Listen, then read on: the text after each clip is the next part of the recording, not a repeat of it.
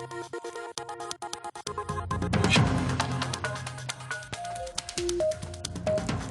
before launching its ambitious Unified Payment Interface or UPI platform, a host of cybersecurity specialists were hired by NPCI to ensure that the platform was safe and secure. Lucideus was among one of the specialists hired to keep hackers off the platform. Nidhi spoke to Saket Modi, the CEO, to understand how UPI is different and what the future of cybersecurity is looking like. UPI really decomplexes and makes the entire process literally on one click. What it does is, if I want to send you the money, I simply need your unique identity code. Now, it can be that unique, ID. It's like an email ID that you can yourself create on your app, on your mobile. If you give that ID to me, I can simply send this, send money to Nidhi at Bloomberg. 1,000 rupees, and I click on send. It will pop up with a request for the MPIN, which is the unique PIN which I'm supposed to remember, which is already there as a feature of IMPS, which we use to transact.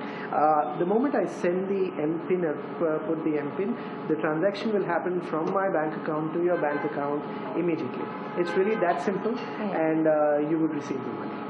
So it's really that decomplexed way of sending payments. Now, in this entire architecture, it's very interesting. Why? Because out here you will be able to send money from your bank account, which might be in HDFC Bank, using an ICICI Bank net banking application also.